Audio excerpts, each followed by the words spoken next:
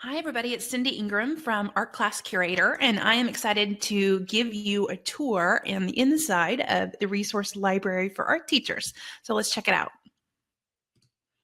Okay, so here we are on my regular homepage, artclasscurator.com, and let's go into the resource library. So we're going to click Members. And then here is the membership site. So we are going to click on Resource Library because that is what we're talking about today. So here we are on the member dashboard of the Resource Library for Art Teachers. So we're going to see what the Resource Library has to offer.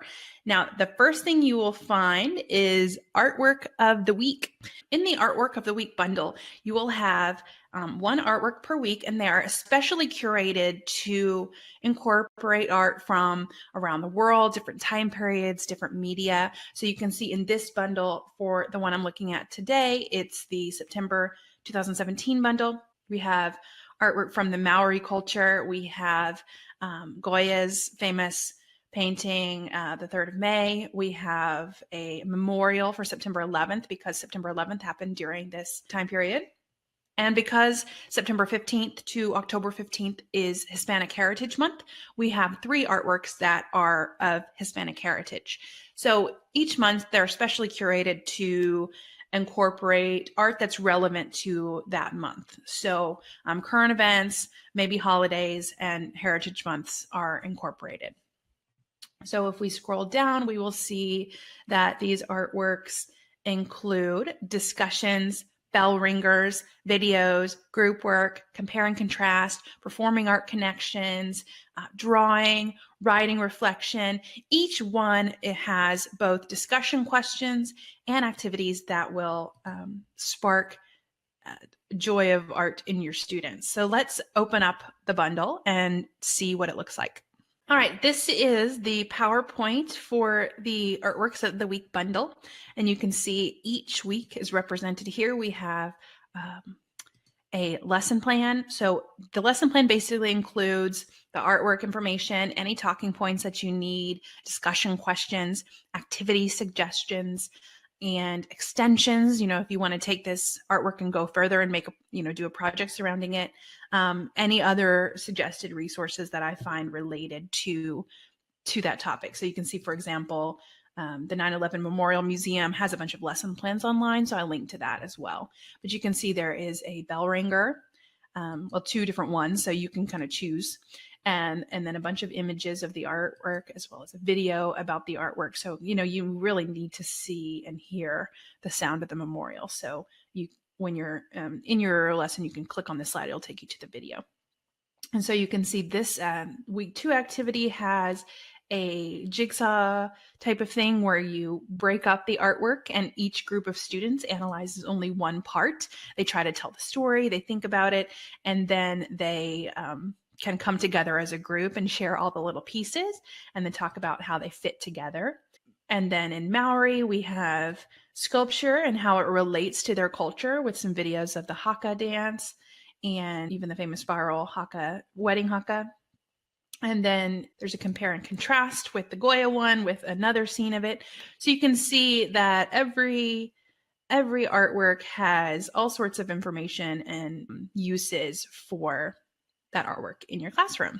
So this is what the Artwork of the Week bundle has. Every month there's a new one released and the old one will expire. So you can download them, every month.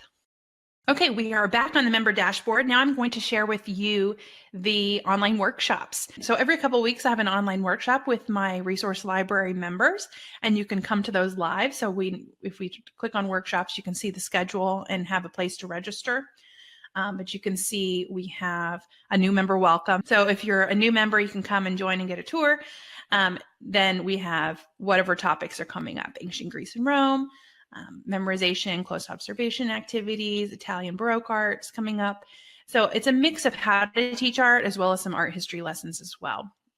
And then all of the recordings from past sessions are available in the resource library as well. So at the time of this recording, which is October of 2017, we have all of these. We have what is art history, how to look at art with kids, inventive activities to interpret art, what is art, impressionism, how to integrate art history into your curriculum. We have creative assessments using compare and contrast. So there's a lot of different options here. We also have a live workshop every year in Dallas over the summer, and it's a one-day workshop. And if you are a yearly member of the Resource Library for Art Teachers, an active yearly member, you get a free ticket to that workshop. So that is a benefit to joining at the yearly rate.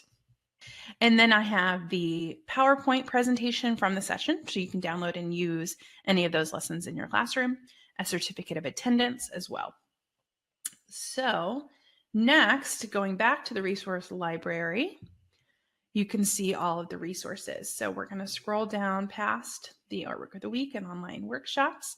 Then we have resources divided by topic. So aesthetics, art criticism and interpretation, elements and principles of art museums, art forms, art history.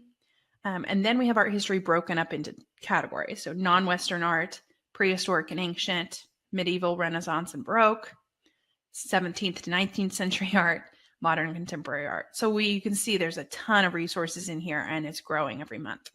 So if we just click on one lesson, I'm just going to click on Italian Renaissance art randomly, and you can see inside we have everything that you would need to teach that lesson. The PowerPoint, any worksheet. So this one has like a group activity where each group researches the beginnings of the Renaissance. So we can see here the resources you would need, a lesson notes page, a test, and then a primary source analysis lesson. And then further resources, there is a review activity that incorporates Middle Ages, Renaissance, and Baroque.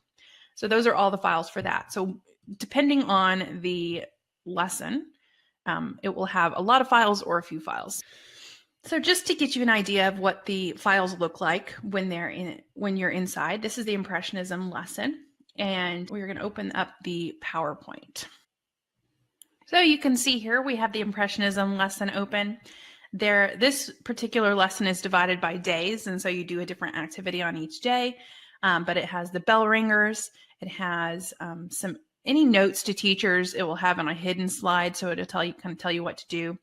A list of the art history conventions, compare and contrast activities. We have a lesson plan. We have a PowerPoint of the first Impressionist exhibit that is used in one of the activities. It has some timers on it, so it has its own separate PowerPoint.